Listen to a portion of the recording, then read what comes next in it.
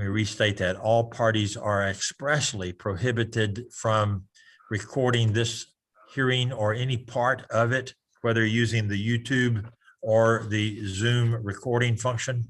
It cannot be recorded or any portion of it using telephonic or other electronic means. No one can record this proceeding except the official court reporter who is a part of this proceeding and is in fact recording it just as he would do so if we were in an in-person hearing. All of that being said, Ms. Karoma, on behalf of the Department of Protective and Family Services, are you ready to proceed? I'm ready, Your Honor. Ms. Brooks, you represent respondent Shanette Sanchez. Are you and your client ready to proceed? Present and ready, Your Honor. Ms. Riker, are you the ad litem for the children in this case? Yes, Your Honor, and I'm ready to proceed. All right. And the court will note that a placement is present in the virtual courtroom, a placement for these children. Mrs. Perez, also noting, as is, I think has already been announced, that Ms. Shanette Sanchez is also present in this Zoom hearing. Not present are the fathers, alleged fathers in this case, specifically Leroy Sanchez, Jesse Medrano, and Manuel Dominguez. Ms. Karoma, if you have a witness, you may call your witness. Your Honor, yes, I would like to call the caseworker, Ms. Hamilton. Just a moment. I saw Ms. Hamilton. And just as we started calling her, there she is. Ah, Ms. Hamilton. She froze. One of the wonderful wonders of Zoom.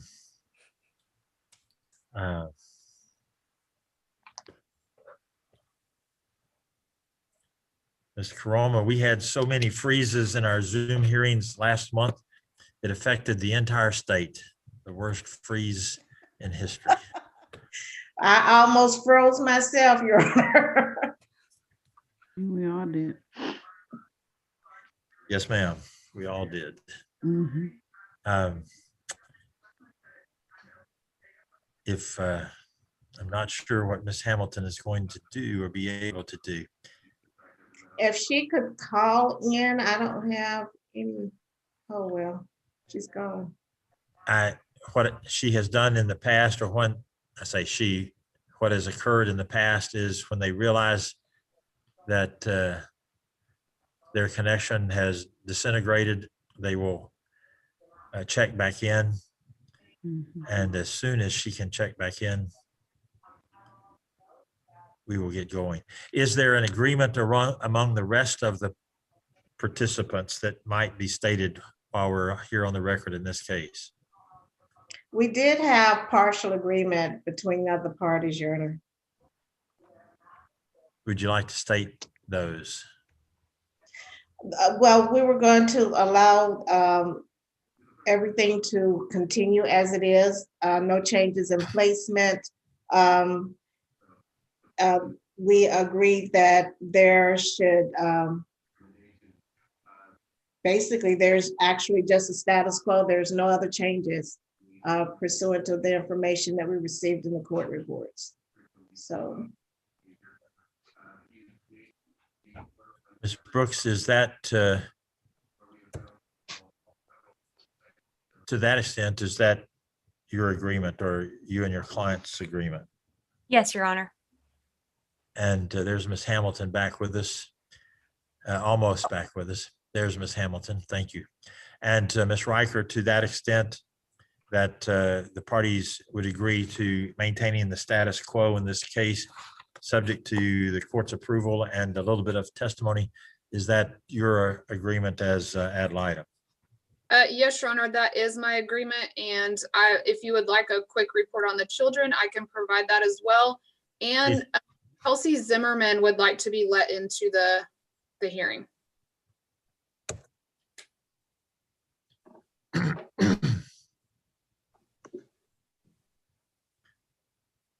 Ms. Hamilton, can you occasionally move so I can tell you're not frozen? Mhm.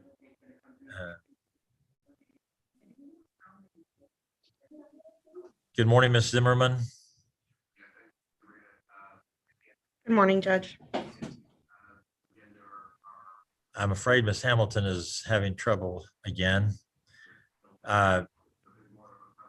Is Ms. Zimmerman capable of providing the testimony that the department might want to present? Your Honor, I actually am not familiar with Ms. Zimmerman. If I could find out whether or not she is supervisor to Ms. Hamilton, yes, she can. Ms. Zimmerman, the person speaking is Ms. Karoma, an attorney for CPS or Department of Protective and Regulatory Services. Can you respond to her last inquiry there? Yes, I'm able to. Okay. Then, Ms. Karoma, do you want to call Ms. Zimmerman as a witness? I would, Your Honor. Ms. Zimmerman, would you raise your right hand and be sworn as a witness? Do you solemnly swear that the testimony you may give in this cause should be the truth, the whole truth, and nothing but the truth, so help you God? I do. All right, go ahead. Ms. Zimmerman, there are 4 children in this case, is that correct? Yes. And could you tell the court where those 4 children are currently placed? I believe 2 are in Wichita Falls with Miss Perez. 1 is in Abilene at Audrey Grace. And the other one, I believe, is with a family member. And are those respective caregivers able to meet the children's emotional and physical needs at this time? Yes. So how are the children doing in their individual placements? They're doing very well. The 2 that were moved to Wichita Falls, they were recently moved over there. They're also in placement with a cousin. So I think that works out very well. But they're doing very well in their current placements. Are any of the children on any medication?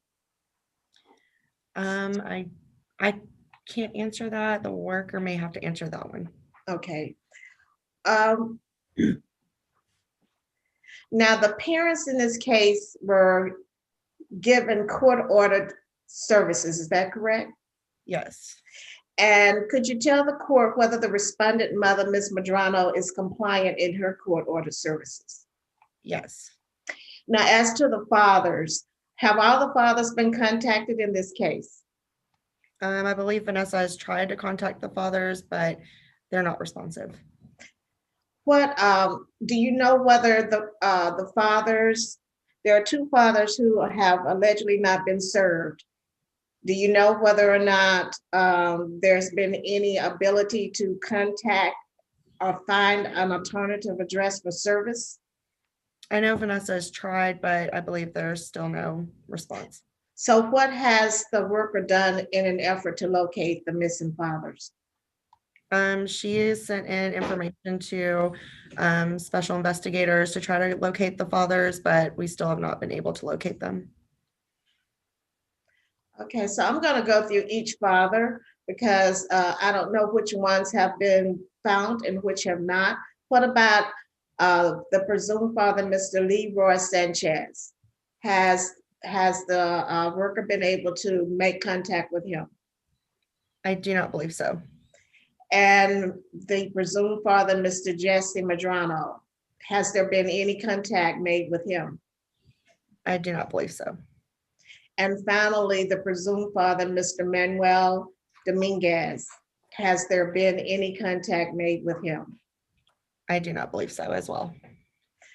Are you asking the court to grant the Department of Family and Protective Service ongoing temporary managing conservatorship of the 4 children in this case? Yes. And what is the permanency goal for all 4 children in this case? Reunification. Thank you. I pass the witness, Your Honor. Ms. Brooks, do you have any questions? No, Your Honor. Ms. Riker? No, sir. I was trying to look through the old-fashioned paper file of the court. I think Mr. Jesse Medrano has been served, but he has been non-responsive after being served as he is incarcerated or has been incarcerated. Does anybody, is that correct or is that incorrect?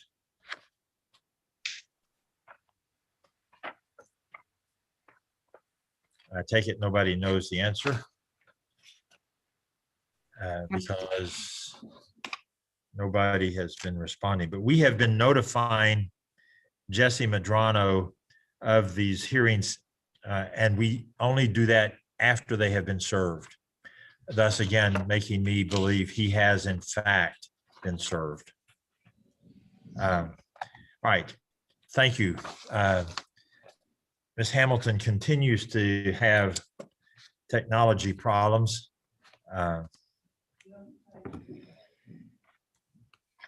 And so has attempted to leave us and maybe try to rejoin us again later. Is there any other witnesses that you wish to call, Ms. Corona? No, Your Honor. Ms. Brooks, do you have any witnesses you wish to call? No, Your Honor. Ms. Riker, do you have any witnesses you wish to call? No, sir. All right, the court approves of the, I'm going to say, tentative agreement between the parties who have participated and will issue an order that maintains the status quo, finding that Ms. Sanchez is in compliance with services at this time, that Jesse Medrano is not.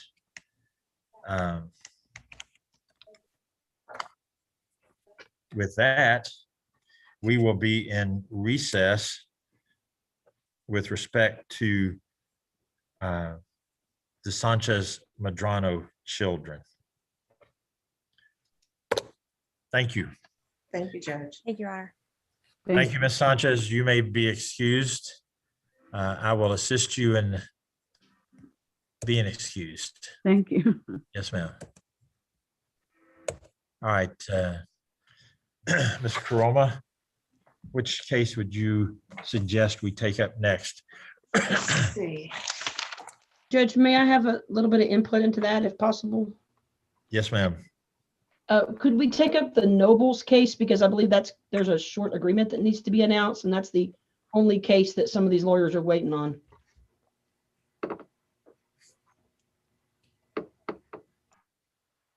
I'm good with that. Are you okay with that, Ms. Coroma? Yes, Your Honor. And the other attorneys are Ms. Fay and Ms. Riker and Ms. Fuller. Is there any other attorney? Hearing nothing from any other attorney. Let me pull that file. And Judge, I believe that my client is in the waiting room.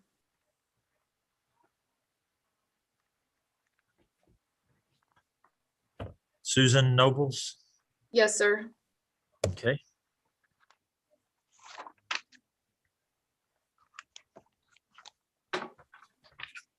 Judge, while you're looking in the waiting room, do you see the Nolan County Sheriff's Office in there as well on the Parker Market case? I see Rebecca Merkett, but I don't see Nolan County Sheriff's Office. Okay. Thank you, Judge.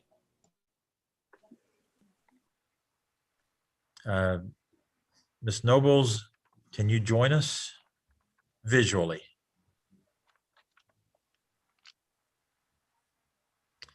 Ms. Nobles, you just joined us audibly. Can you join us visibly?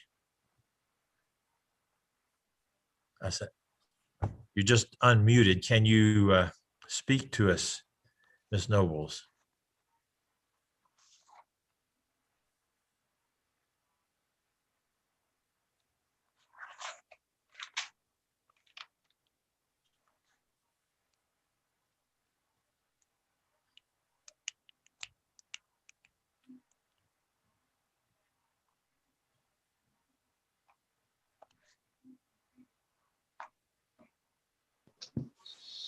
Start video. There. Okay, can y'all hear me now? Yes, ma'am. Thank you. Sorry, my camera came unplugged. Okay, good. Let's get started. I call cause number 27,001. That's 27001 for the case styled in the interest of Raymond, Jonathan, and Skylar. Nobles, children. This is a status hearing in this case. This hearing is being conducted by remote video teleconferencing technology using the Zoom protocol. It is also being live streamed on the court's YouTube channel, all to comply with the orders from the Texas Supreme Court and rules and directives from the Office of Court Administration. The court orders that no person make any effort to record and that no person record any portion of this proceeding, whether electronically or otherwise, by either using the Zoom or YouTube recording function or in any other method or manner. That order does not apply to the court's official court reporter, who is in fact making a transcription of this proceeding, just as he would do if we were in an in-person live hearing. That said, Mr. Karoma, on behalf of the department, are you ready to proceed? We're ready, Your Honor. Ms. Riker, you represent the respondent, Susan Nobles. Are you ready to proceed? Yes, Your Honor, my client and I are both ready to proceed. Ms. Fay, you represent Jeremiah Nobles, and I think, but I can't tell from the lighting, that he is also participating by Zoom. Are you and your client ready to proceed? Your Honor, we're ready to proceed for the limited purpose of announcing an agreement on a reset. We're not ready to proceed on the status hearing. A new service plan was given to me this morning and I need some time to review that, but I believe we have an agreement on that. I just want to make sure I'm clear on my announcement. Okay, that will cause me to go back through everybody, but we will do so. Ms. Fuller, you're the ad litem for the children. Are you ready to proceed?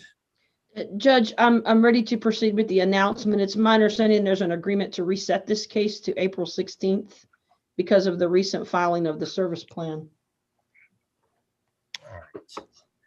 All right.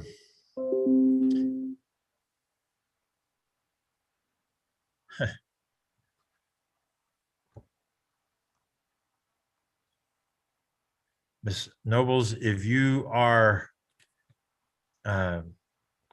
using tobacco, you are told to not do that. Can you hear me? Can you accomplish that? Okay. We are in court, and that means even though you're not physically located in court, you will still, everyone will still conduct themselves as if they were in court. Mr. Karoma, is there any additional agreement or anything else other than what Ms. Fay and Ms. Fuller announced? Well, the only additional thing is we did say in order for the home study to be done, that's why we were wanting to reset. But I do reiterate what has already been said. We do have an agreement to reset to April 16th.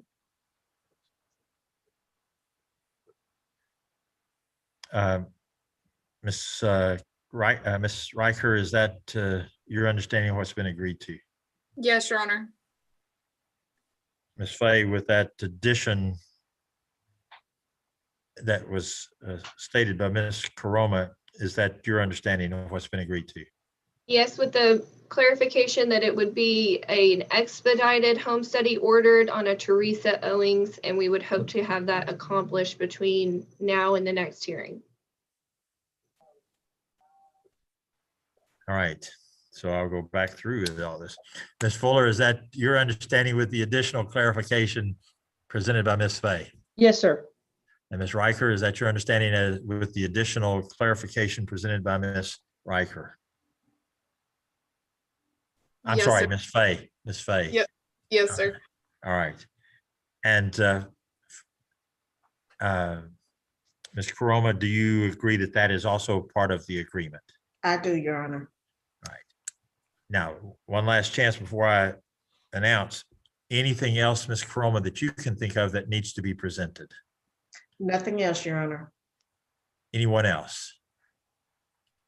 Hearing nothing else, I approve that agreement that the parties have reached, resetting this case for April 16 to allow an expedited home study of the named individual. And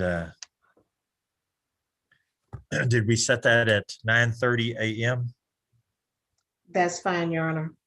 Yes, And that sir. will be subject to a specific time setting to try to enhance the attorney's participation. With that, we'll be in recess in the Nobles case.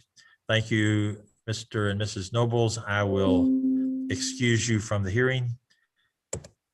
Thank you for your patience and for participating. Your Honor, I believe that disposes of all of my cases. May I be excused? Anyone have an objection? No objection. I don't think anyone does. Don't everybody stand up and clap. You may be excused. Thank you. May I be excused as well, Your Honor? Are you through with your cases? Yes, Your Honor. All right. You two are the privileged ones, I guess. You may be excused. Thank you, Ms. Brooks. Thank you. Might we take up the Sanchez Villarreal case? Yes, Your Honor.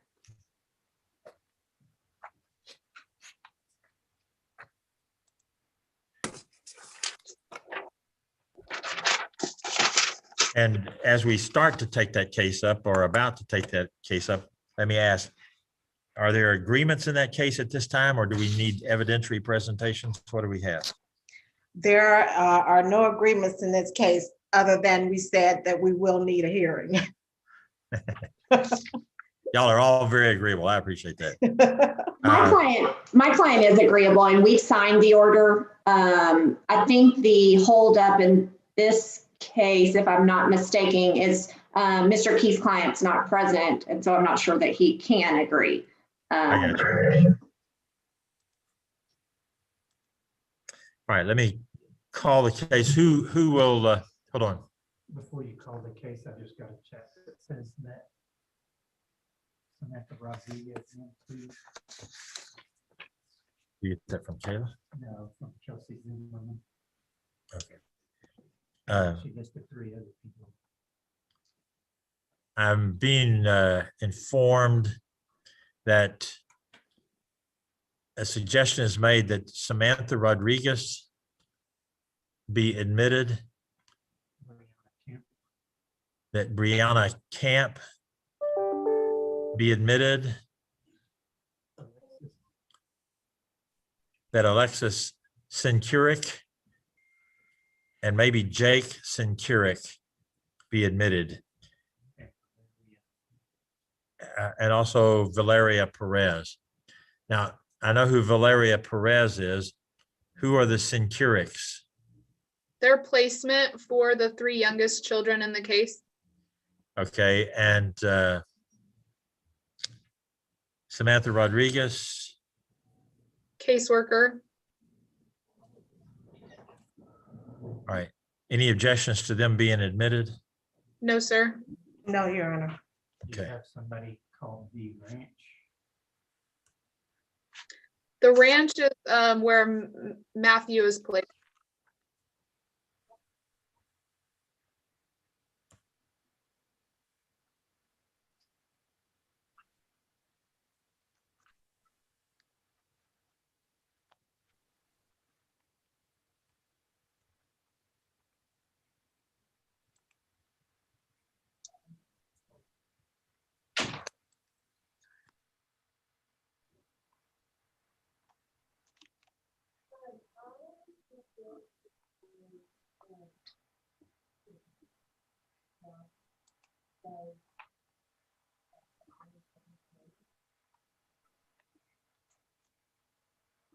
Let's see.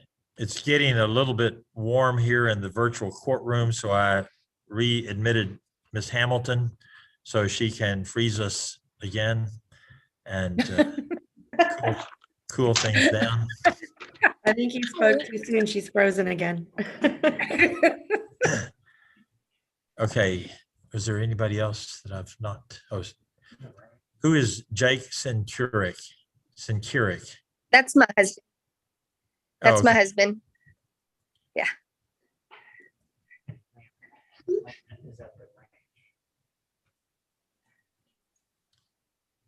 And Vanessa, do you know if Mr. Sanchez is outside? Oh, she's frozen. Just kidding. please say that again. Is there a Matthew Sanchez? in the He's waiting- represented by counsel Okay. Tracy, but he is not present. Okay. Do you He know was- of his physical location? I told No, him to go I to mean- the CPS office there in Snyder. Let me see if he is out there. Somebody just walked in behind you. Oh, no, that's a maintenance worker here. Okay, Judge, we have all the clients. We had told all the clients to go up to the CPS office where Vanessa is, thinking it would be a lot easier. But apparently it's freezing a lot over there. So we're going to see if he's outside.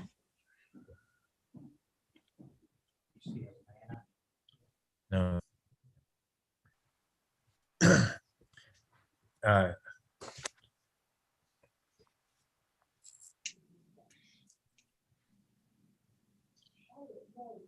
I must have misunderstood something. I know at least in a couple of messages I sent to Matt, I told him he was required to participate in person from here, and I told him to come here, which is the courthouse. I'm sorry, I know it looks like the Rothko Chapel, but this is the courthouse. And that's fine. I think he had just wanted them to be somewhere where they had reliable Zoom access. All right, but I guess what I mean to say is it seems like we gave Matt conflicting directions. Which, while we have as many workers on as possible, not as possible, we have as many workers on as we do. Let me give a set of instruction. When a party to a CPS case is represented by an attorney, all communications except for the purpose of working services are to be conducted through the attorney. That way we avoid the possibility of different instructions being given. And we also possibly avoid the possibility of communicating with a represented party about the merits of the case, which is not permitted under Texas ethics. Okay. With respect to the conflict in scheduling information, Judge, this is a special case because there's an order in place which directs the CPS caseworker to communicate with Matt. Well, regarding his service plan in any case, but well, I guess there's not a conflict. So forget I said anything. My apologies. That's all right. We're used to doing that. And I just received information that Mr. Sanchez is not at the CPS office. So he has not complied with either of the instructions. And so he's not here.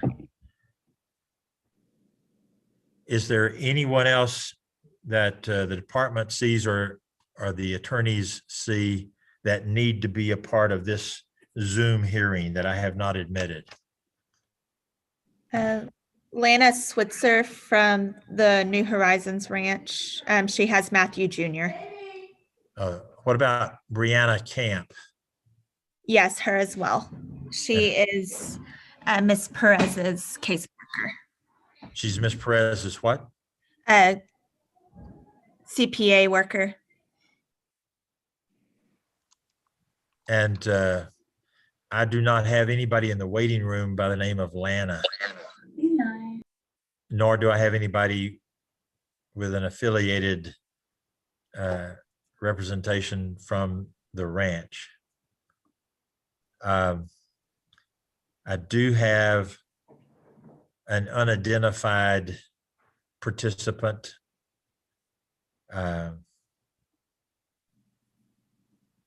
But they're unidentified. Judge, Yeah. I believe that is the Nolan County Jail. They said they have been signed in for a while waiting on the Parker Merkett case. Okay, it may say New Horizons or it may say Jesse Dellis. Do you have either one of those? I do have Jesse Dellis. Okay, that'll be Matthew Jr.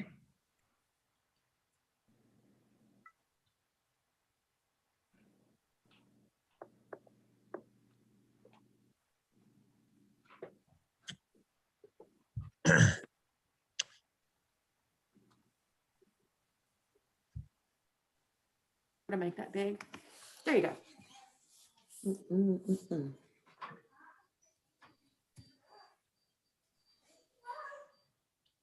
And tell me who is there under the name of Jesse Dellis.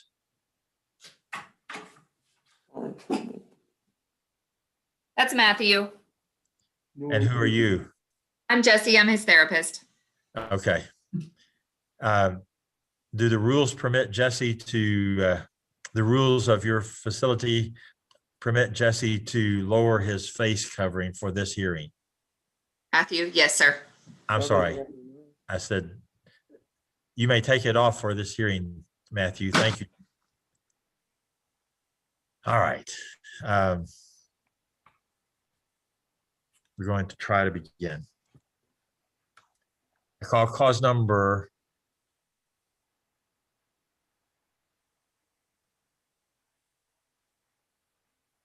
26,893. The case styled in the interest of Matthew, Kayla, and Madison Sanchez, as well as Cara June Villarreal, children. This is a permanency hearing. This hearing is being conducted by remote video teleconferencing technology using the Zoom protocol. It is also being live streamed on the court's YouTube channel, in order to, both of which appearances or presentations are in compliance with Texas Supreme Court orders and rules and regulations, rules and directives presented by the Office of Court Administration. As such, I further advise that all parties are expressly prohibited from recording this proceeding or any portion of it, whether using the recording function of Zoom or YouTube, or by photostatic, photo copy, or any other attempt to electronically copy the proceeding. With those announcements made, Ms. Karoma, on behalf of the department, are you ready to proceed? We're ready, Your Honor.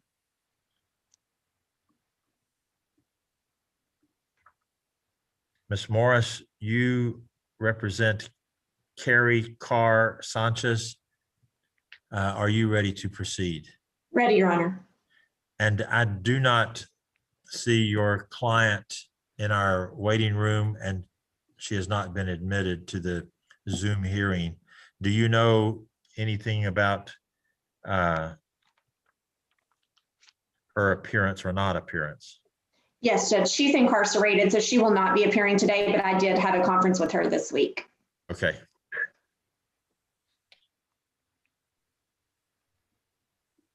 Mr. Keith, you represent Matthew Sanchez. Before I call for your announcement, let me also call for the announcement by the ad litem, in this case, Stacy Riker. Ms. Riker, are you ready to proceed?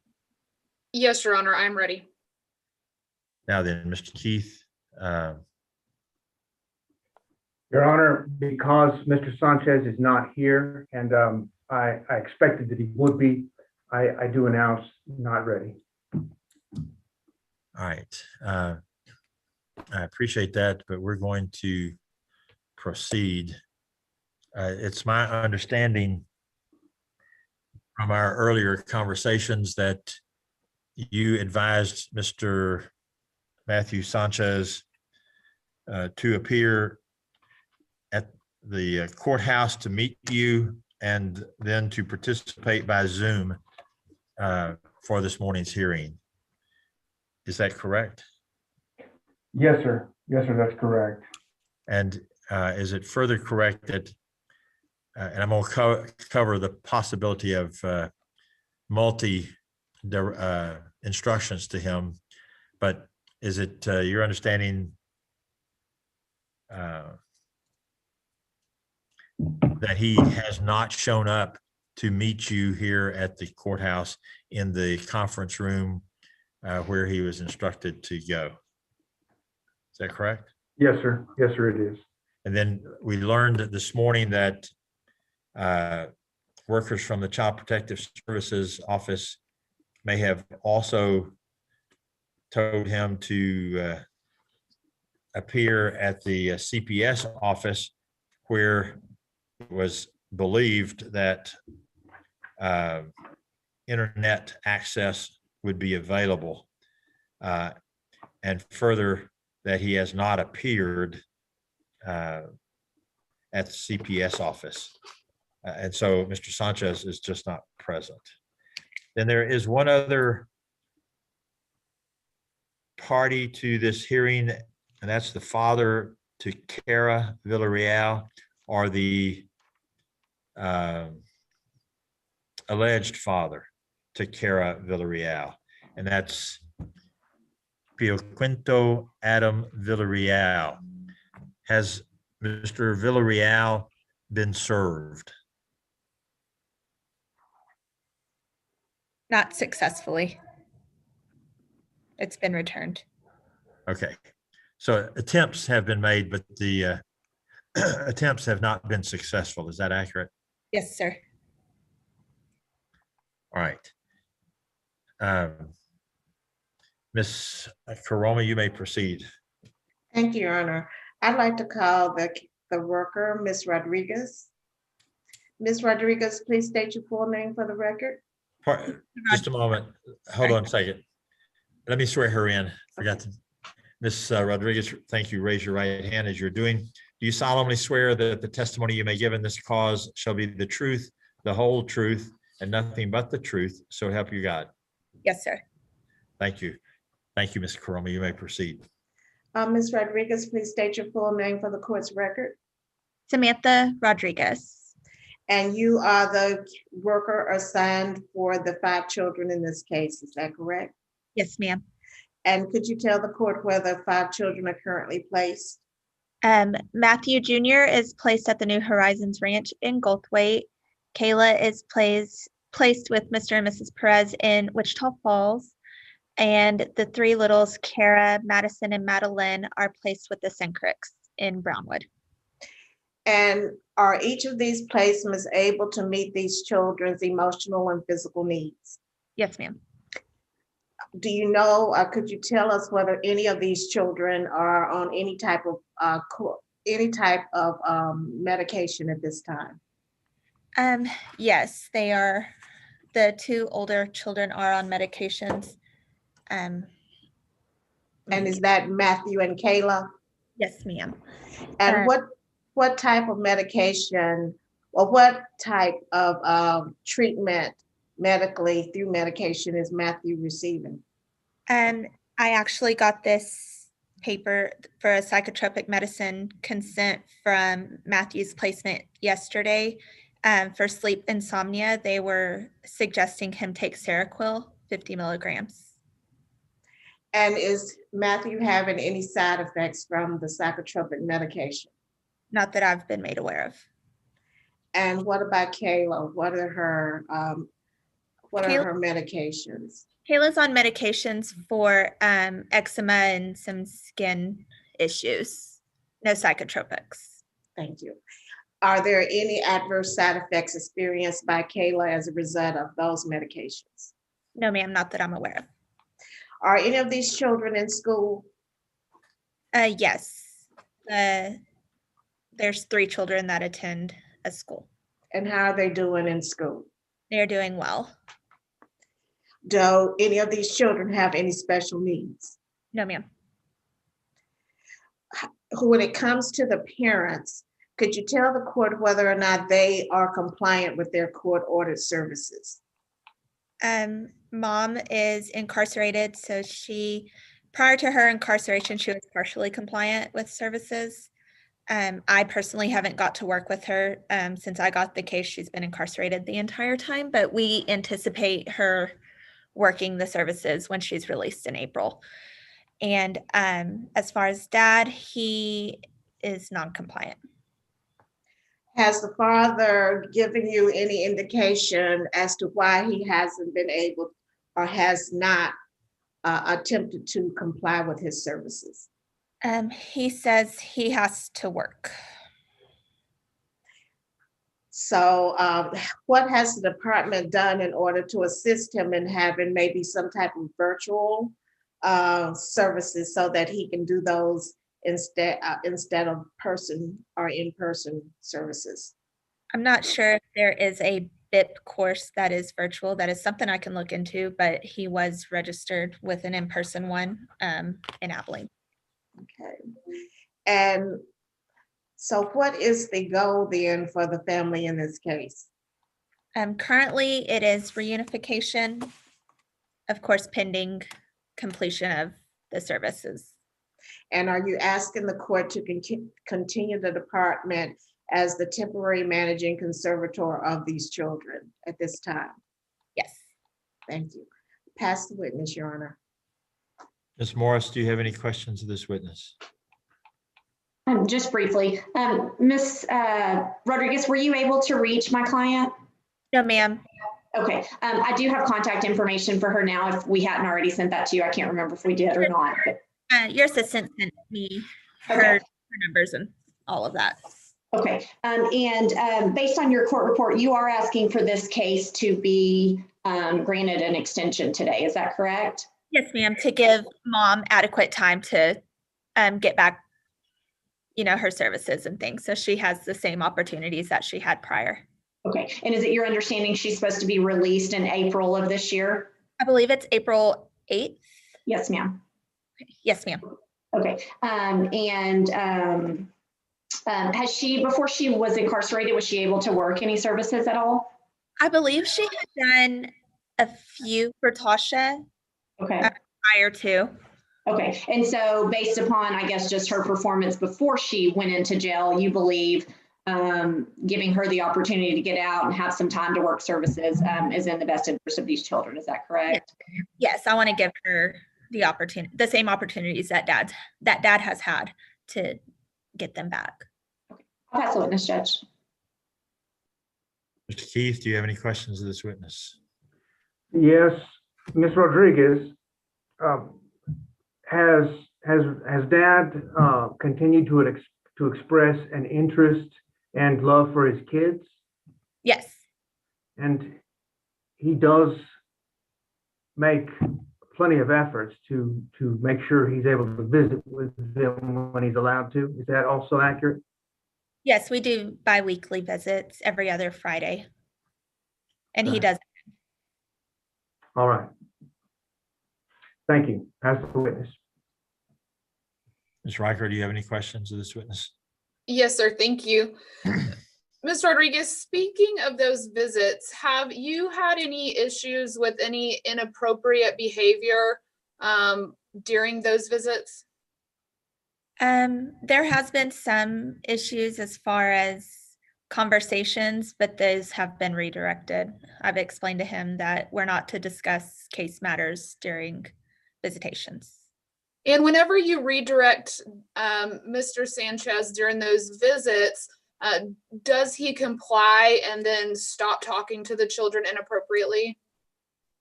Yes. Okay. Pass the witness.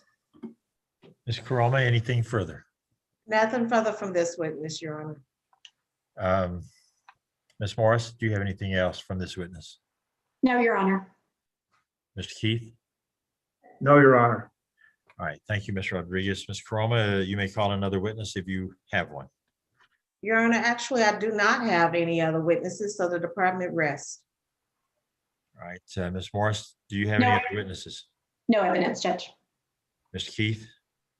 No evidence, Your Honor. Ms. Riker? Your Honor, all I have is my report and recommendation. All right, let me, just before receiving that, let me note that placement, Valerie Perez is present with the child in her care on the Zoom hearing. Ms. Sinkirik is also present. Mr. Sinkirik may be present, but I've not seen a visual of him. Also, Brianna Camp from the ranch has been admitted, but has not given me a visual. And then the child, Matthew, has been participating with us. There's Mr. Sinkirik. Am I pronouncing that correctly, by the way? Yes, sir. All right. Then Matthew is also present with us by Zoom in this proceeding. All right. I now will take your report, Ms. Riker. Thank you, Your Honor. Judge, I agree with basically maintaining status quo in this case. The younger three girls are doing very well in placement. They are thriving. Their medical and educational needs are met with their foster family. The older two children are still expressing to me that they do wish to return home.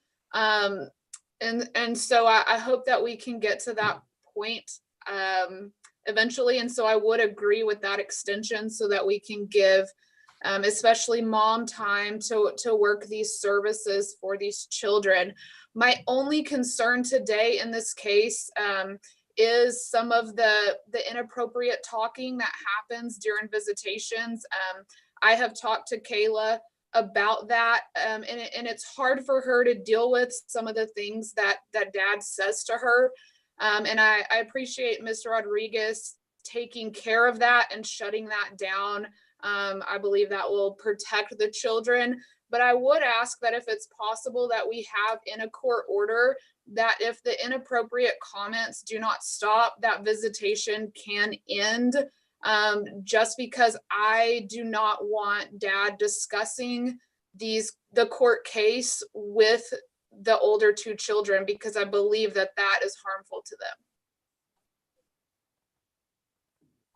Let me ask you your thoughts about those children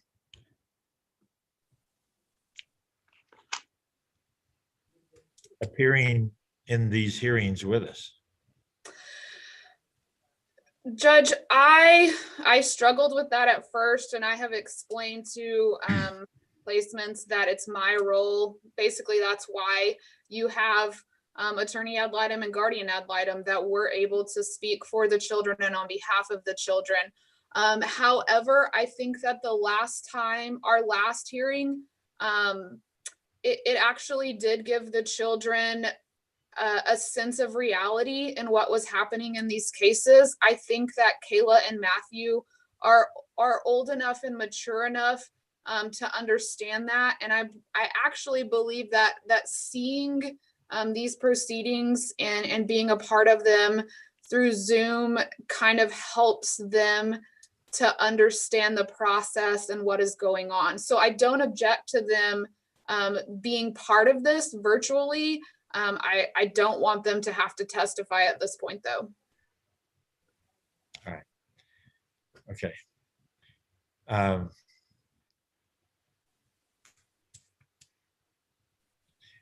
it's the court's understanding that all of the parties except Matthew Sanchez agree with a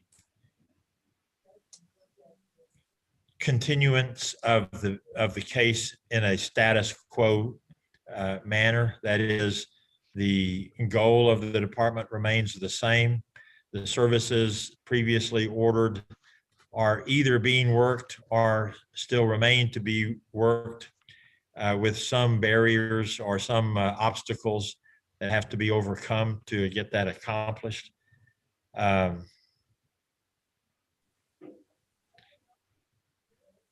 that the children's current placement and the department's appointment as temporary managing conservator is to continue. That's my understanding of what everybody has stated they agree to, with the exception of Mr. Matthew Sanchez. And that may be, I mean, he is not present personally, and therefore his attorney cannot consent.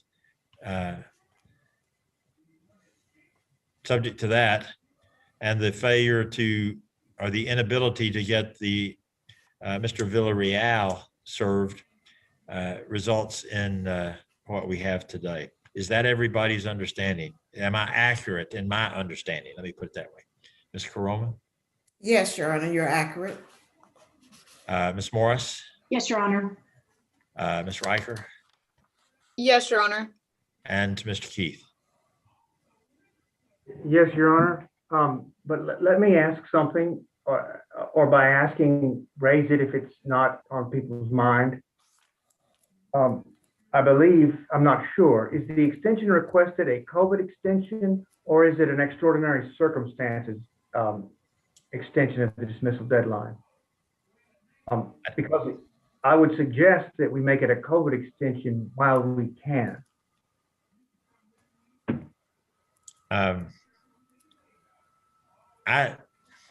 The term extension has been used, but I don't think we're approaching a drop dead date yet.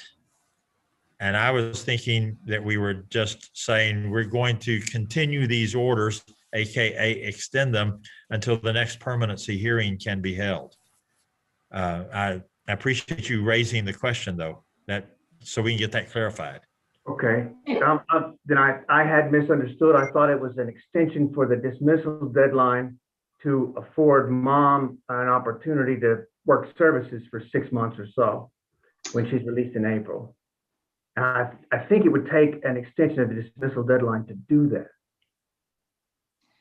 And Judge, that is what we were asking for. I think the court report is inaccurate. I think it shows a dismissal date of December 2021. I think that's incorrect. We talked earlier, and I think the dismissal is coming up in June.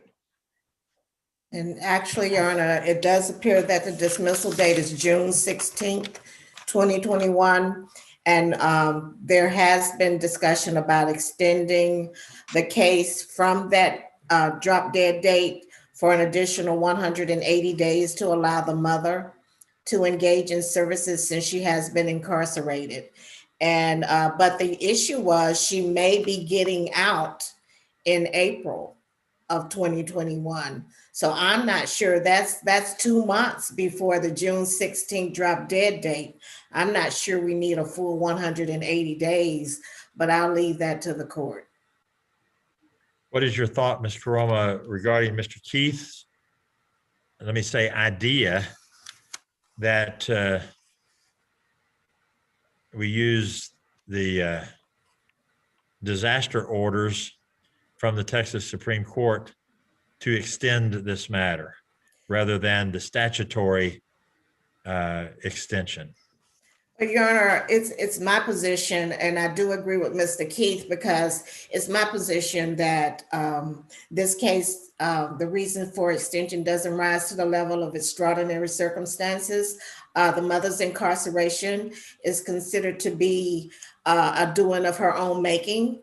because she intentionally engaged in criminal activity. So it does not rise to the level of extraordinary circumstances. So I would agree with Mr. Keith that we use COVID. All right. Then I agree. And I'm going to say we will extend under the coronavirus emergency orders of the Texas Supreme Court for a period of 180 days. But I also agree with at least some of the thoughts expressed by Ms. Caroma that we may not need that much extension, and therefore we can reach a conclusion in other hearings without waiting 180 days. If we can get to this and get this case heard and disposed of prior to that time, then I think we should make our efforts to do so. So I approve of what all have agreed to except Mr. Sanchez through his counsel, but I make that the rest of what you have agreed to as the court's order, including extending this case under the coronavirus extensions made available through the emergency orders of the Texas Supreme Court. Anything else? Nothing from the department, Your Honor. Then we will be in recess in cause number 26,893. May I be excused? You may be excused. Thank you, Mr. Keith. Thank you, Judge.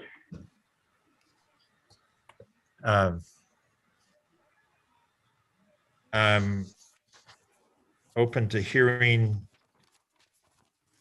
a suggestion about what we might take up next. Your Honor, I do have a note here from when we had our breakout discussions that we may be able to go forward with Gallegos, because we may have an agreement on that. As to Parker, I have no information as to what we're going to do on that case. All right, Ms. Riker, what is your capacity? You're the ad litem Yes, sir. in Gallegos? Yes. And I have not received any indication that the parents have joined us today. They are outside of the Snyder CPS office. So they can join us via Vanessa Hamilton if we're calling them next. Do you know if they are, what their status is? Are they in agreement with the continuation of the current orders, or are they? We can, I got the order after hours yesterday, so I haven't discussed it. Then, Ms. Riker, is that your last case? Your Honor, I have Gallegos and Perez. Oh, and Parker, that's right. All right. I would like to get to Parker. Also, what is the status of Parker? And I have no information as to an agreement on Parker or Perez. Perez, let me tell you that Ms. Perez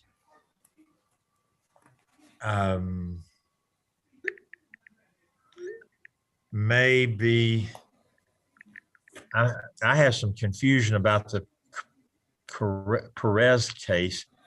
I think the mother is Katie Harper. Yes, sir. And she is in the waiting room, and she indicated that she wants to ask for a court-appointed attorney. She indicated that to my office. I have not spoken to her. Judge, I think some confusion on Perez as well is we had the department originally served Nancy Hull, and then one of the children was with Miss Hull, and I think she was supposed to be dismissed from the case and never was dismissed. am not even sure that we have a temporary orders in this case. In the Perez case? Yes, sir. I need to get my file out. I don't show Ms. Hull still in the case. Okay, was she dismissed from the case?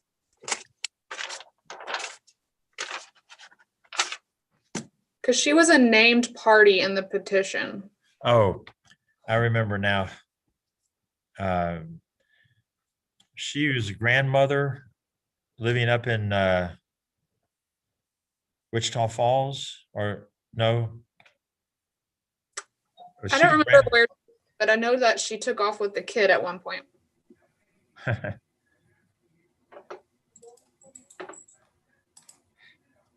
I remember now, and Miss Harper appeared with her father, the former spouse of Miss Hull.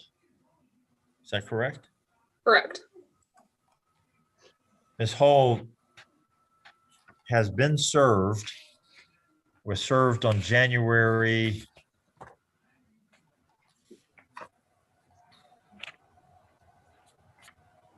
21, no, January 15. So that was before our last hearing. Yes, sir. Let me ask my coordinator, Ms. Phipps, do we know if she has been, any action has been taken to dismiss her or non-suit her? Let me look at the case, Judge. Yes. Did you say yes? I'm sorry, that wasn't to you, Judge. Okay.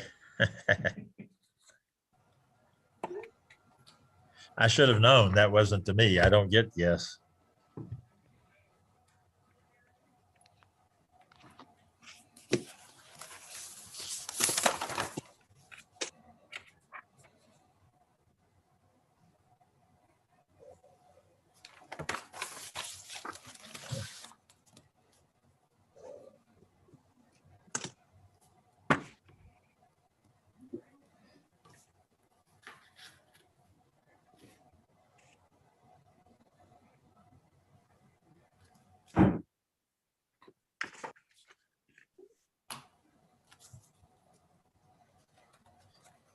Ms. Morris, what do you have left this morning? Judge, the only thing I have is the Parker case, and I think that's the one that Jeannie was needing to be heard as well, because I think her client's in jail, and I'm the ad litem on that case. All right.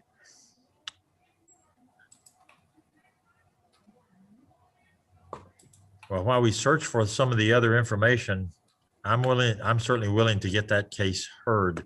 Is there an evidentiary component, Ms. Fuller, to the Parker Murkett case? Judge, you might recall that we attempted to get Miss Murkett on the phone at the last hearing from the jail, and we had great difficulty doing that, and I announced not ready because she wants to participate, and I made arrangements for the jail. They said they were online for about an hour that last time, but we could never see them.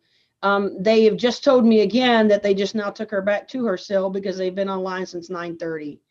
And so I would ask that we maybe reset this hearing just on a special setting with a date and time where we can, and the problem with not starting at 9:30 today was mine. So I fall on the mercy of the court. But to set a special setting at a time we know for sure it's going to be called, that way she will be able to participate. I'm fine with that. Ms. Karoma, what is your? Your Honor, I have no objection to that. I would like, the parties to be able to participate if possible. When would be a time that would fit the department and Ms. Fuller, which is Ms. Murkett, and Ms. Morris's schedule? Let me mention that I have Rebecca Murkett in the waiting room. Who is that? She's placement, Judge. Okay. The jail kept saying they were signed in as Nolan County, and then they said they were signed in as General Computer. But Kayla said there was a TX with a bunch of numbers behind it, which could have been them. I don't know why they don't sign in with as Nolan County Jail, but apparently they can't do that for some reason. Hard. We even tried to walk them through that process of signing in and changing their name, but Yeah.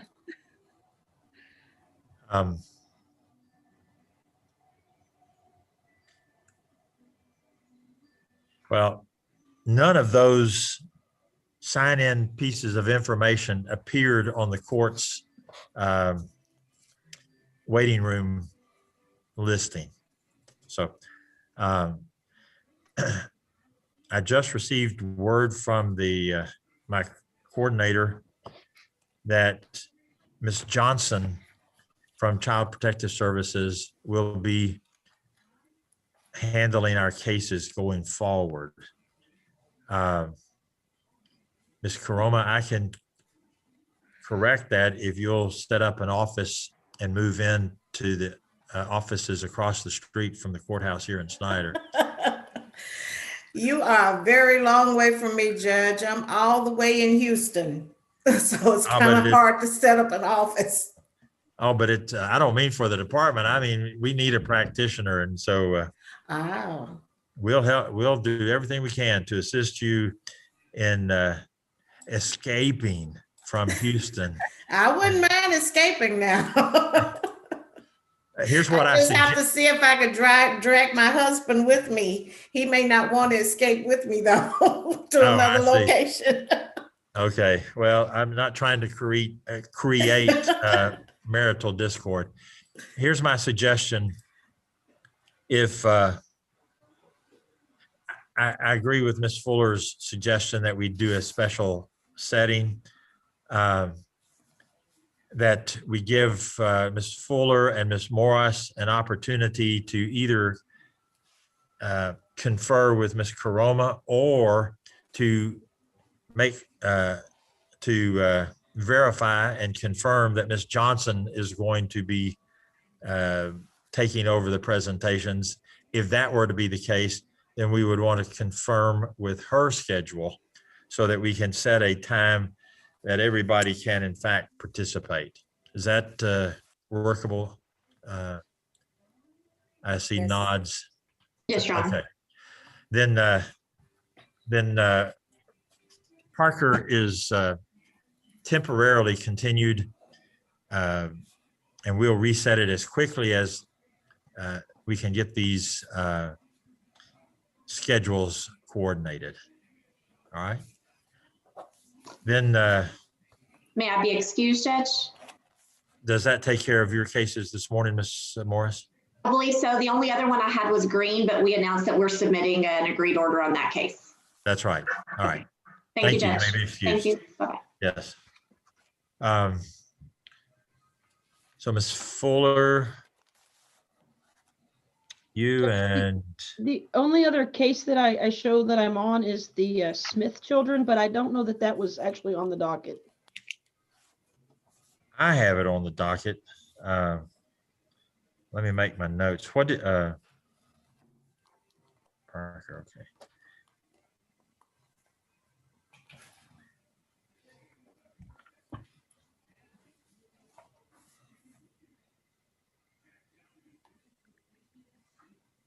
Judge, if it's the Smith children, that's cause number 25447. We just had a permanency hearing on February 8th in that case. So I'm thinking it might have got set both places by accident. Okay, I think that's right. Is that the case that you had a question about whether you were continuing as ad litem? Yes, I'm not sure why the department was under the impression that I had been removed from that case, but I was removed from Sibylla because she aged out, but I'm remaining on the two younger children. But I was at that hearing and signed that order, so. Yeah, okay. All right, so that, perhaps that was just a misunderstanding and it's not an issue. So Smith is not on the docket for today.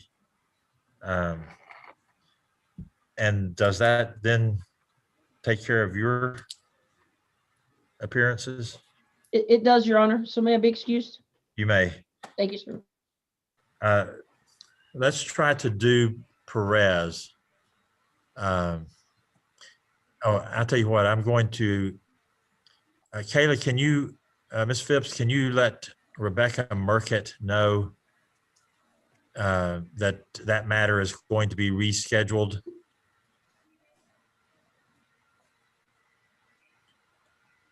And then I am open to taking up Gallegos or Parker, not Parker, Perez. Ms. Riker, do you have a preference? I think Gallegos is probably the easier one because we were looking at the issues on Perez. Well, I'm thinking Perez may be easier in this realm. If she appears and asks for a court-appointed attorney, and if she qualifies, I'm going to appoint an attorney to represent her, which Okay. may mean we have to reset her case so the attorney has an opportunity to consult. Okay. Does that Other make than, sense? I think that in Perez and Gallegos, if from my standpoint, we have an agreement. And you're the ad litem in each of those? Yes, sir. All right. And are the Gallegos parents, are they at the CPS office? Yes, Vanessa, are they inside? Ms. Hamilton's constantly frozen.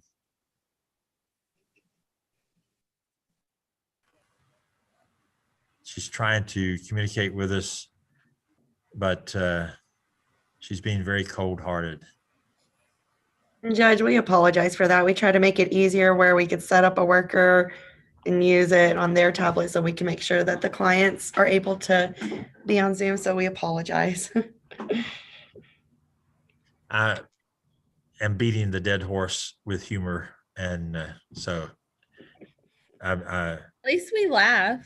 We humor you.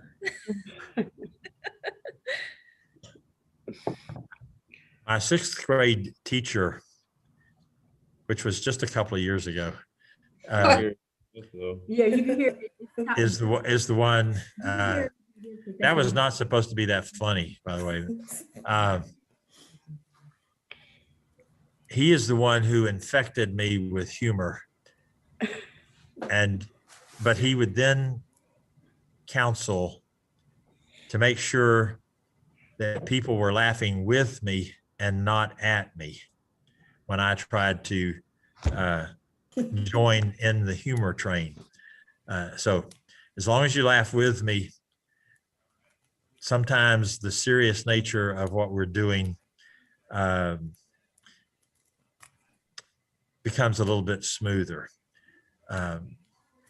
Don't let me get us aside on humor. Let's go ahead and bring, if I can, bring Miss Harper into this matter. That's the mother of the Perez children, and see what you can do about getting the parents in Gallegos where they might be able to participate by Zoom. I'm going to admit Miss Harper. Oh, you could try to tag your Zoom guest Uh, next door. it's on Miss Hamilton's Zoom. That Mute.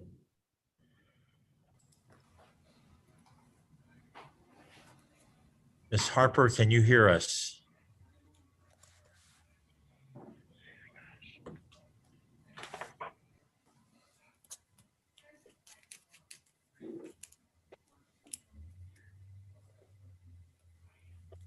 Those of you who are still with us on Zoom, can you tell me who Tracy might be?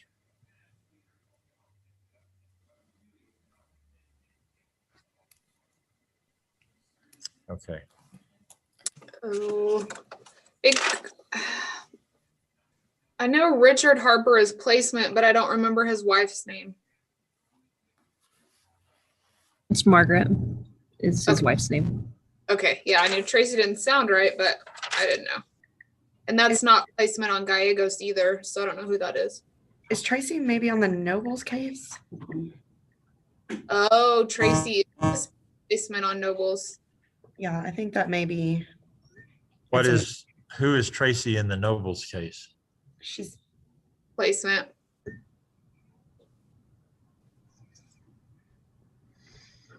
Kayla, would you let Tracy know that she may be excused? Yes, sir. Okay. There's Miss Harper.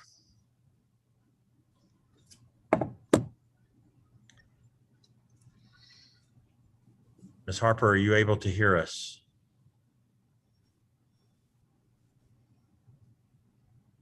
You may not be connected because I do not show you to be muted.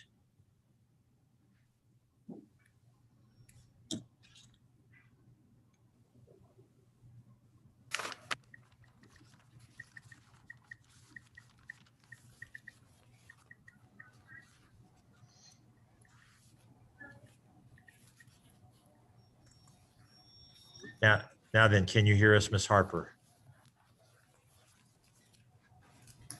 For some reason, we cannot hear you.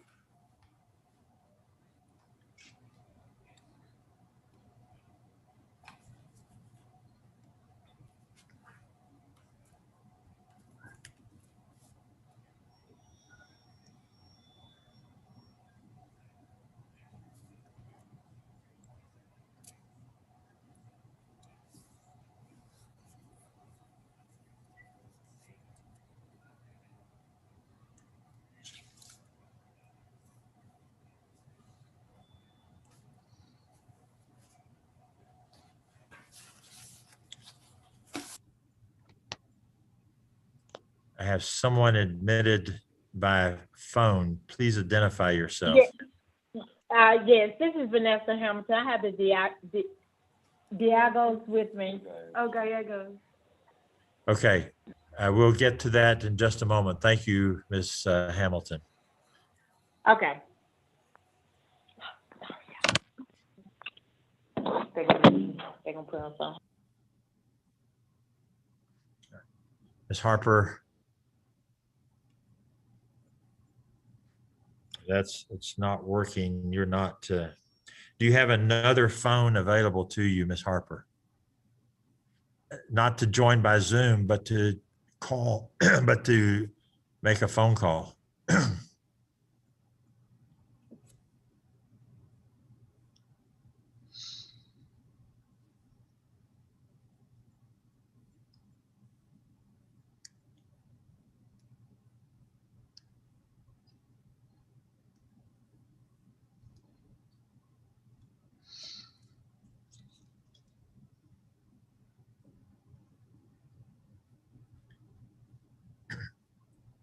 It's at moments like this that I would like to invite the Texas Supreme Court to watch what's going on, to realize the unworkability of their orders, and the Office of Court Administration likewise.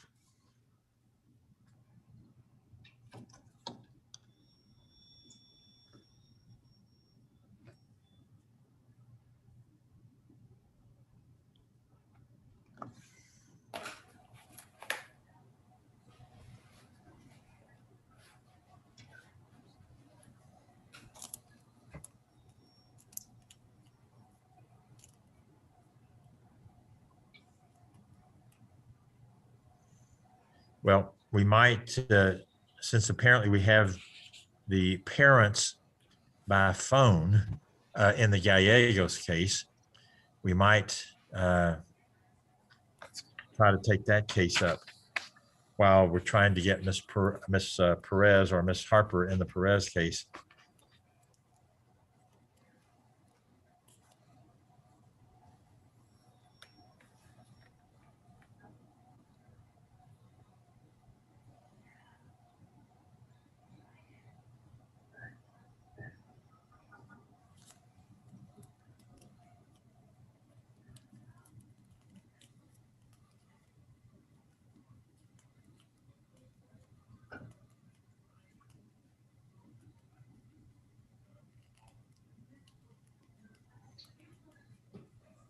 Now the judge is going to get back on too, in case y'all couldn't tell.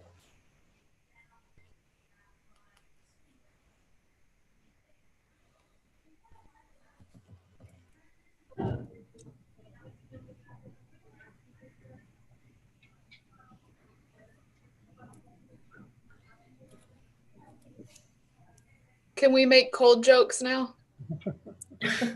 Ask him if he's freezing. Are you freezing? Yeah.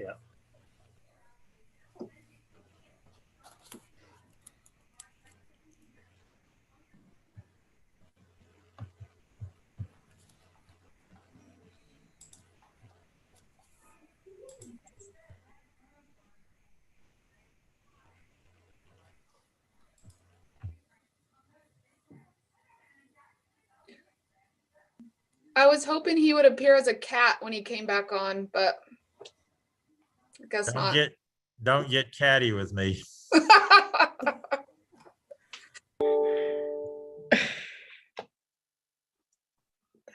pretty funny. Ms. Harper, we have you back visually, but you're muted. You want to try that again? How about now? That works. We're there. Yay. All right. I'm going to call your case, Ms. Harper. I call cause number 25,844 for the case filed in the interest of Evan James Perez, a child. This is a status hearing. In this case, this hearing is being conducted by remote video teleconferencing technology using the Zoom protocol. It is also being live streamed on the court's YouTube channel. All to comply with orders from the Texas Supreme Court and rules and directives from the Office of Court Administration. Since it is being presented electronically and remotely, the court notifies everybody that every person, whether watching by Zoom or the YouTube channel, are expressly prohibited from recording this proceeding in any fashion, whether using the record function of Zoom or YouTube, or by taking photographs or screenshots or any other electronic efforts to record any portion of this this hearing. Those efforts are expressly prohibited. Anybody violating that express order is subject to being held in contempt of court by this court. There is an exception for the official court reporter who is a part of this hearing and is recording it with the permission and directions of this court, just as he would do so if we were in person having a live in-person hearing. With those pronouncements made for purposes of this hearing, Ms. Karoma, are you ready to proceed on behalf of the department? Yes, Your Honor, I'm ready. And Ms. Riker, you are the attorney ad litem representing the child. Are you ready to proceed? Yes, Your Honor.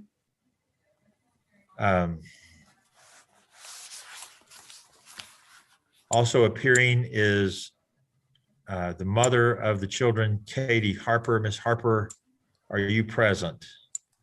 I am present, but I would like to ask for the court date to be rescheduled because I was not able to get the court-appointed lawyer because the courthouse was closed yesterday, and then of the bad weather and stuff, I wasn't able to even get it turned in until this morning. And I would really like to not proceed until I have a lawyer, please. All right, and by it, you are referring to the request for a court-appointed attorney, is that correct? Yes, sir. And you attempted to, if I understand what you're saying, you attempted to present that yesterday. Yeah, and it was closed. I didn't realize it was closed yesterday. It means the courthouse in Scurry County, is that right? Yes, sir. And the court will note that the Scurry County Courthouse was indeed closed yesterday for observation of Texas Independence Day. My birthday as well. Oh, well, happy birthday. In celebration of Texas Independence Day, in a self-serving statement, I will also announce that I was at the courthouse working in the court's chambers.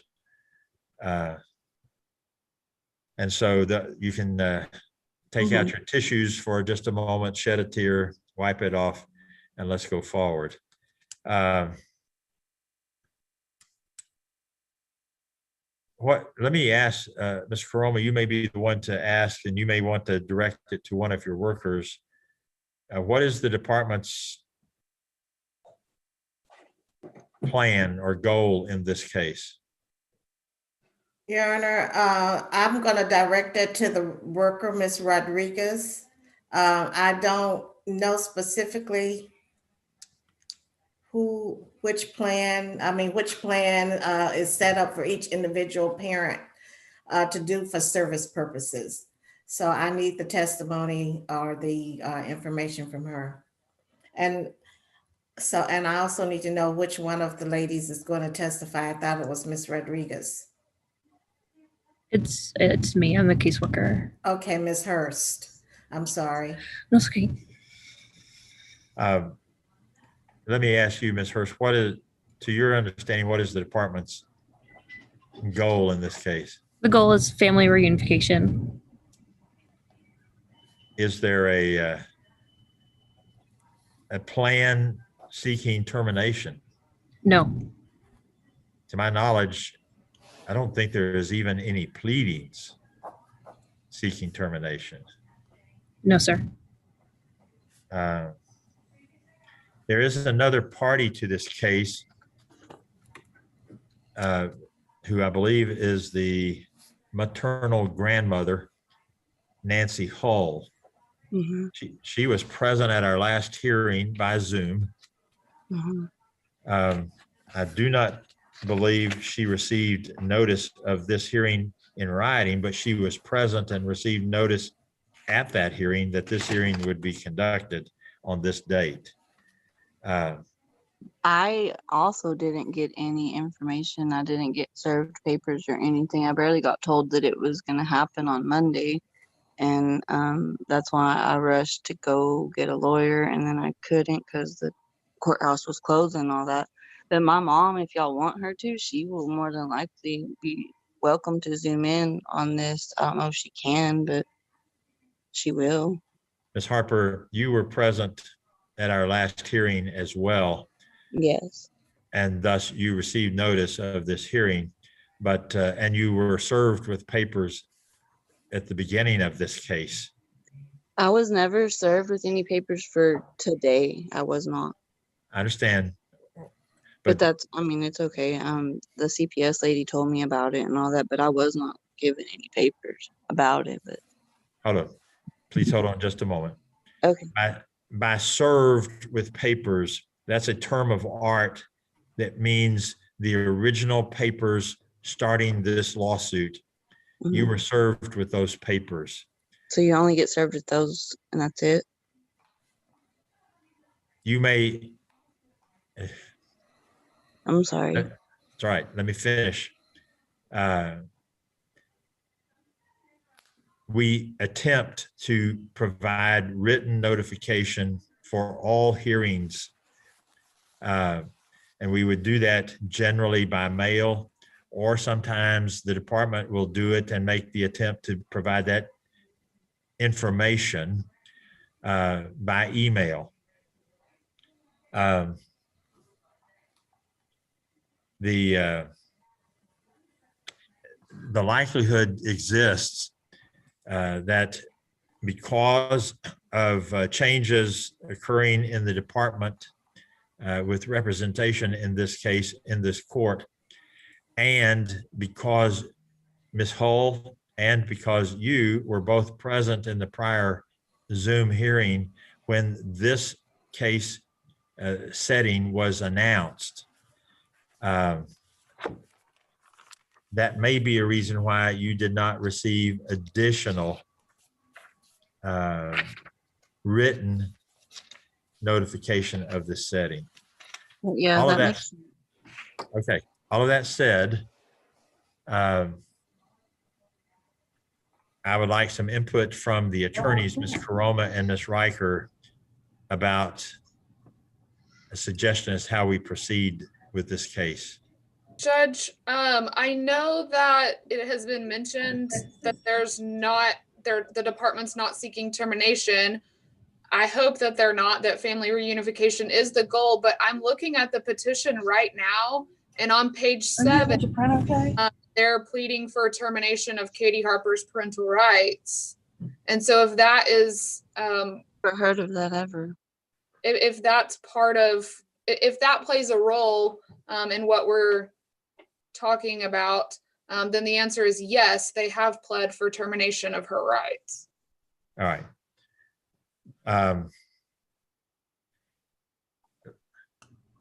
Let me ask, and my question now would be directed to Ms. Karoma. I'm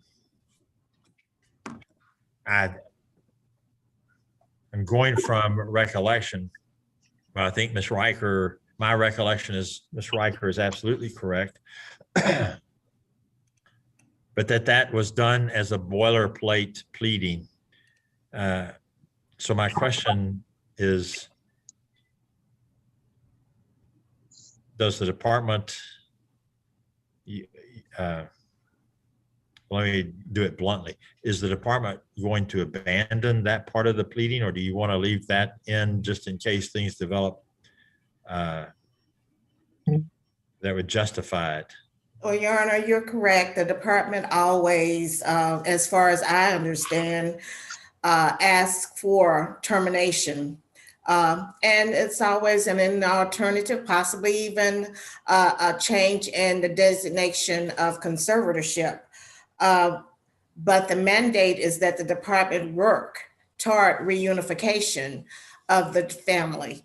So although the pleadings always tend to say that, that is not what we work toward. It says that because many times within this full 1 year period, things don't progress as they should.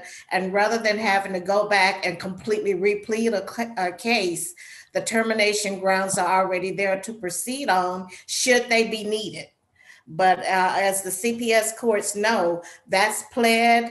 Many times the case ends up with no termination. Sometimes the department gets permanent managing conservatorship. Sometimes a relative gets permanent managing conservatorship. And sometimes the children just return to the parents and the case is non-suited. Yes, ma'am. Thank you.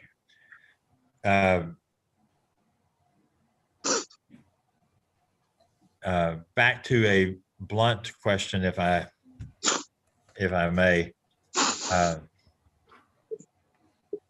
Do I understand your very thorough answer to mean the department would prefer not to non-suit the termination, or abandon is a better word, the termination pleadings? That is correct, Your Honor. Okay.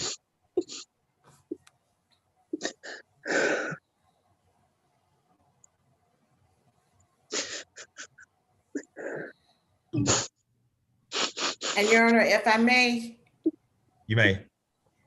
We are at the beginning of the case. As far as I am told, this is a status hearing about services. So this is the jumping off point for the mother and father in this case to be rehabilitated so that they can get their child or children returned. So, I mean, I don't want to have Ms. Harper believe that today is a termination proceeding. It is not.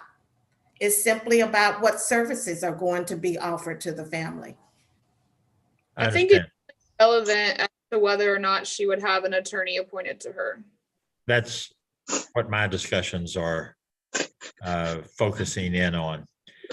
But I appreciate, Ms. Karoma, your clarification for Ms. Harper's benefit, that that's not what we're here about today, termination. But that has a bearing on whether or not a person is entitled to a court-appointed attorney. And unlike Houston, where all of our tax dollars go, we do not have, this court is cognizant of the cost associated with such. But that said, I will approve Ms. Harper's request for a court-appointed attorney. Thank you. I will have to examine our rotation list to determine who next is on the list for appointment.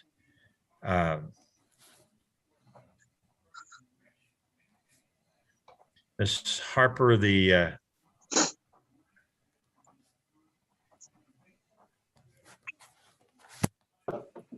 well, let me ask, when would be a time we could reset this case so that an attorney would have an opportunity to consult with Ms. Harper and represent her even at a status hearing portion? Are you asking me that? No, not really. Thank you, though.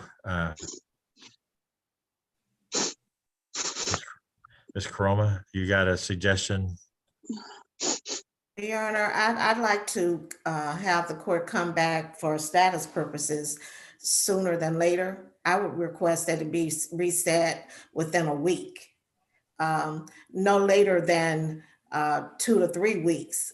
Since it is a status hearing, time is of the essence, and every day we delay is the day that services can't be started in the case. I understand, but part of my, and I agree, part of my dilemma is not knowing when we can do that, because I'm not real sure who is going to be handling it from the department standpoint. You, Ms. Caroma, have resisted my efforts to get you to move out here.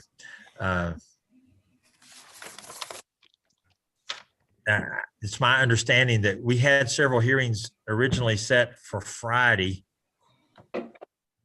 Do you know if those have been continued to another date? If the department is asking that those be continued to another date, Ms. Caroma?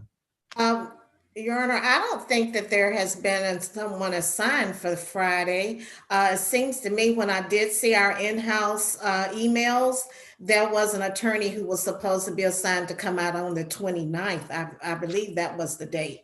I'm not sure, but I think there is another CPS docket at the end of this month. And if so, that's when someone was scheduled to handle. And if so, I would say that that would be the best date to place the reset on this case. And that gives the other regional attorney plenty of time to know of the updated docket. I'm fine with that. But that in essence leaves status quo until the 29th. Another question, though, do you know anything about a this Friday's docket, if any? I do not know anything about this Friday's docket. In fact, today is the first day I'm hearing of a docket for Friday. There are some orders that have been presented by e-file from the department extending emergency removal orders. In those cases, no, not your case, Ms. Harper, in other cases. It's essentially 4 separate cases, but they are all interrelated. But the proposed order didn't tell me whether or not they were asking that these matters, which have been set for Friday, March 5, be reset to a different date. I'll follow up on that with the department and their regional attorney. But if you do any kind of reporting, you can let them know that that's where one of our questions.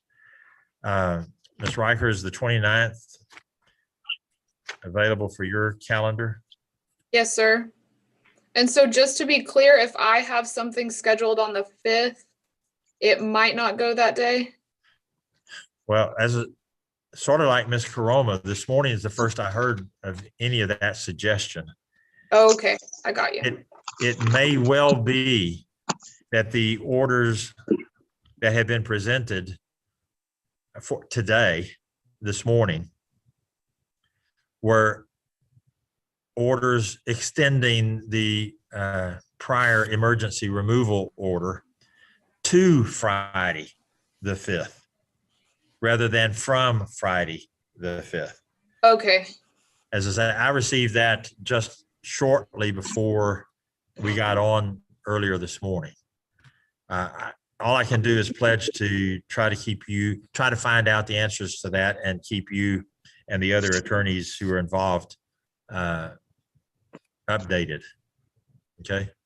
okay. I'm good on the 29th anytime. All right. Then I'm going to reset this case for the 29th. Ms. Harper, we will provide a written order appointing an attorney and furnish you with a copy. We will also sign an order that resets this case, or we will send a written notice of setting for this case and make sure it's sent to you. Now, let me ask you, what is the correct or good mailing address for you? It is 1021 37th Street, apartment 1810, Snyder. All right. Do you have an email address? Yes, it's my name. It's Katie Harper, 1021 at gmail.com. All right. All lowercase? Yes. Katie, K-A-T-I? Yes. One word, no dot, no hyphen, no underline. Yeah, it's all one word, Katie Harper, 1021 at gmail.com. All right. Then that's what we're going to do in the Perez children case. Do we know if Salvador Perez has been served?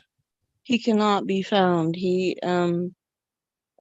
missing off the face of this earth. I don't know what's going on with him. Okay. All right.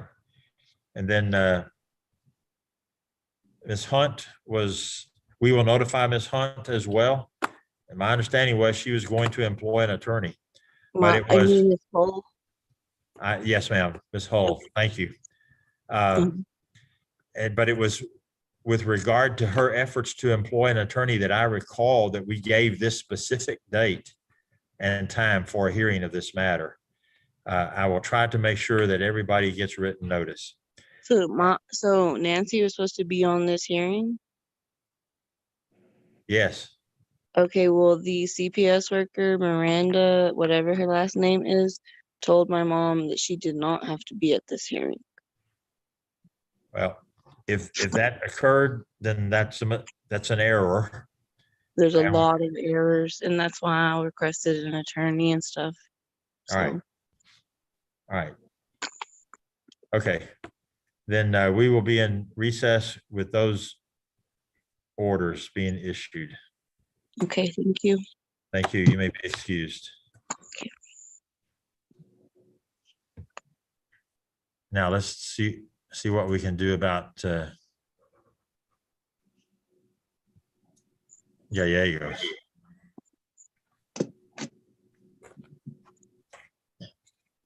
Ms. Hamilton, are you still there with the parents of the Gallegos child?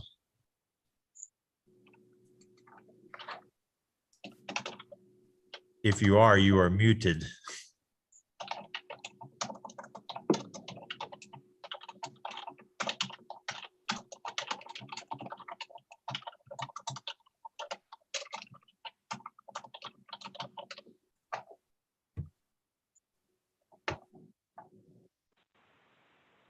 There. Yes, sir. I know.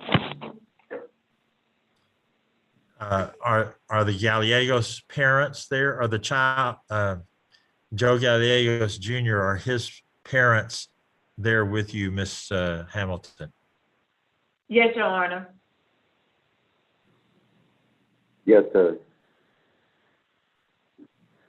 And Araceli Olivares, are you there? Yes.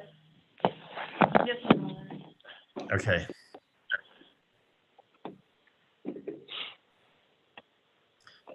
Then let me call cause number 26,992 for the case styled in the interest of Joe Gallegos Jr., a child. This is a status hearing.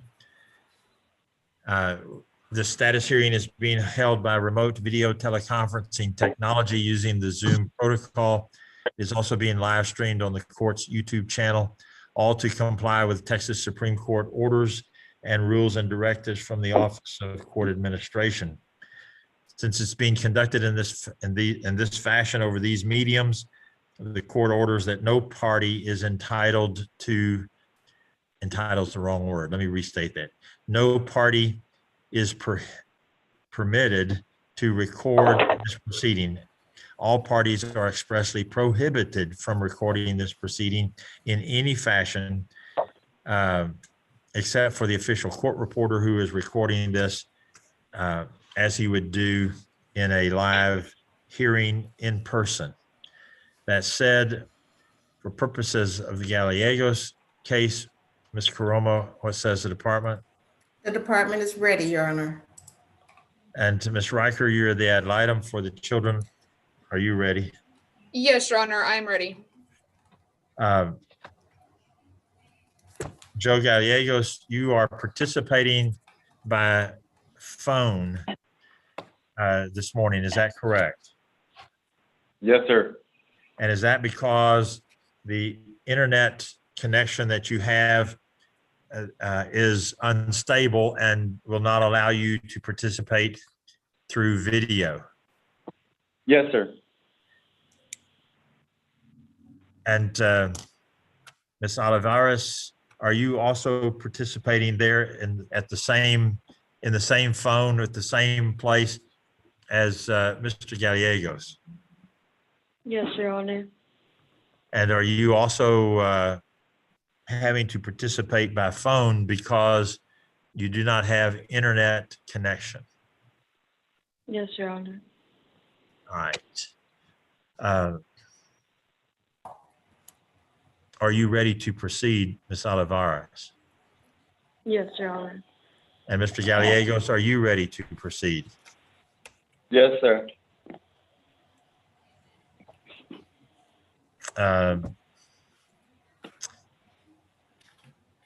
Let me ask the parties before we get started with evidence. Are there agreements in this case for agreed orders to be entered?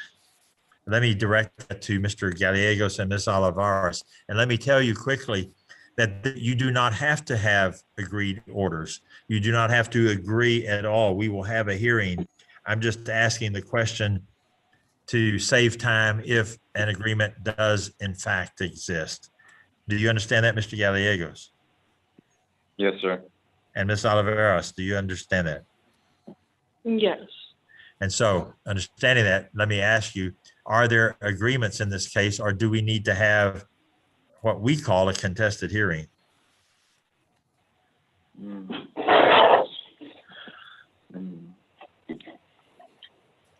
Okay. You're entitled to have a hearing and require them. Yes, sir. Okay, yes, what? Agreement. We're agreeing or whatever. All right. Ms. Caroma, do you know what the agreement is? No, Your Honor, I do not. You want to is call it- Ms. Hamilton and ask her under oath? I would. All right. It's not Ms. Hamilton's case. Yeah, Is it Ms. Rodriguez? Mine. no, Yes. it's Ms. Hamilton. Okay. I'm sorry, Ms. Rodriguez. I spoke over you. Oh, I'm sorry, sir. This is my case. I'm the caseworker for this case. I apologize. Do you know what the agreement is? From what I've read over the order that was sent last night, the agreement is, No, hold on. I'm just asking the simple question. Do you know what the agreement is? Yes. Has that agreement been shared with Mr. Gallegos and Ms. Olivares? It has not. So how do they know what's agreed to? I'm not sure. Then let's do this. Ms. Caroma, you call Ms. Rodriguez, Mr. Gallegos, Ms. Olivares.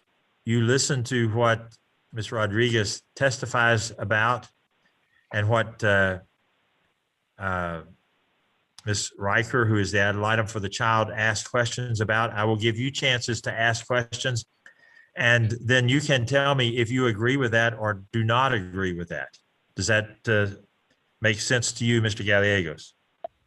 Yes, sir. And does that make sense to you, Ms. Olivares? Yes, Your Honor. All right, then Ms. Rodriguez, would you raise your right hand and be sworn as a witness?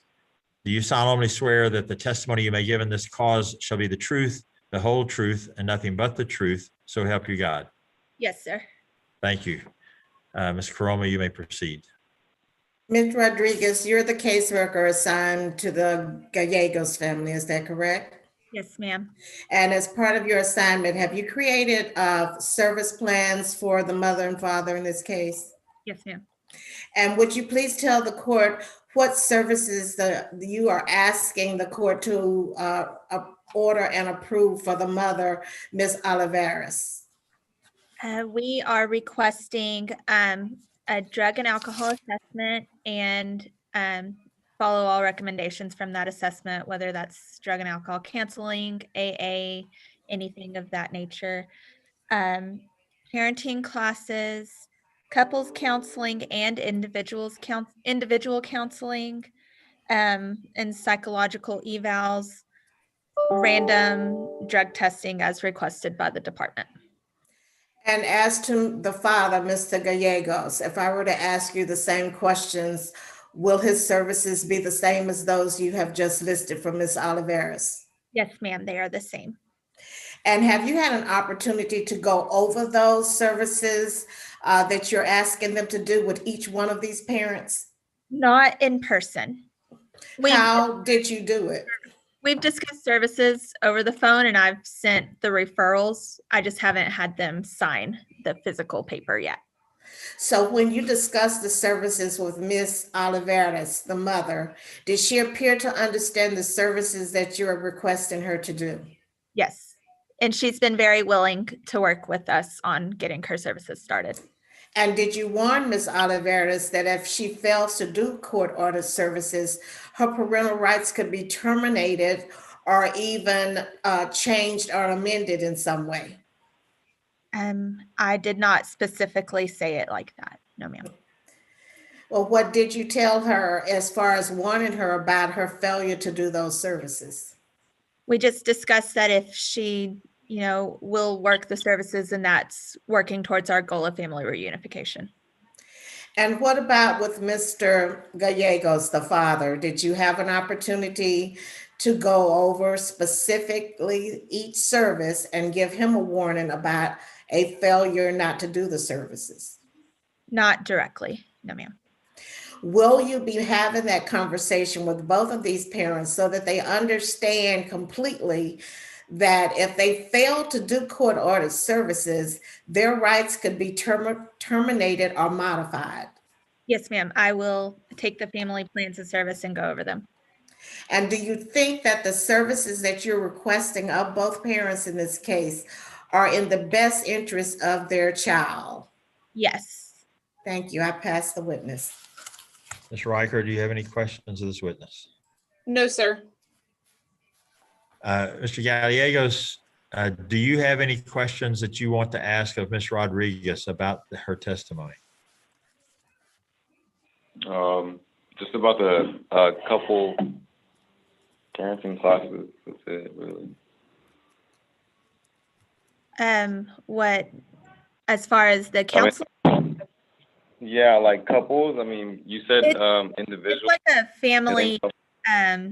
family couples counseling with the same therapist that you'll be doing individual counseling with. And that's to help y'all work towards any, be able to work through arguments effectively without it escalating to any type of domestic violence situations. Okay.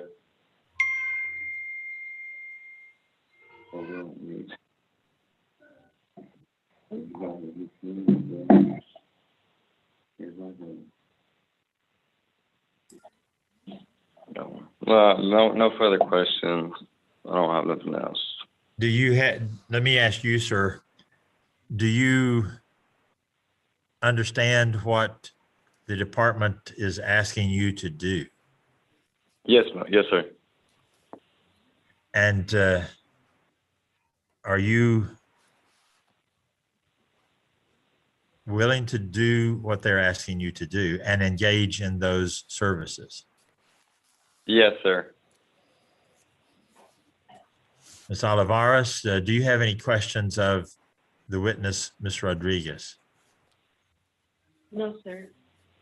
Do you understand what she is recommending that you do as the department's recommendation? Yes. Is that something that you agree to do? Yes, Your Honor.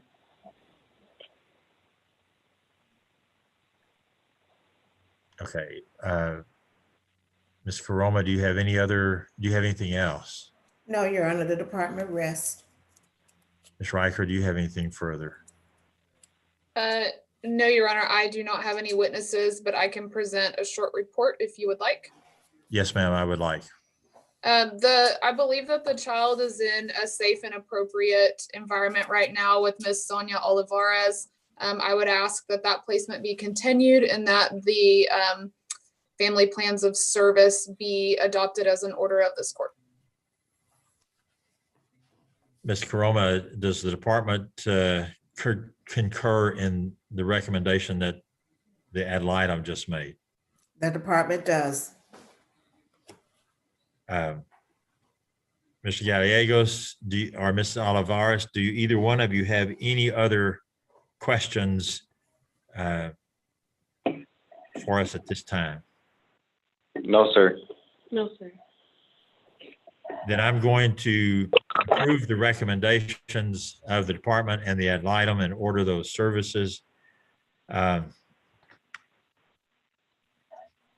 And then we will set another hearing in your case. But I'm not going to make that setting this morning, or I guess now we're after lunch, after 12 noon. So this afternoon, I'm not going to set that setting right now because we need to coordinate because of changes that are occurring in the department's representation so that I can coordinate the scheduling with the department as well. And then we will get notice to you, Mr. Gallegos and Ms. Olivares. Yes, sir. All right. Anything further? Nothing from the department, Your Honor. No, sir. Then that'll be the orders of the court, and we will be in recess. I think that covers all of our cases. Thank you, Mr. and Mr. Gallegos, Ms. Olivares. Thank you. That concludes our hearing today, or our hearings today.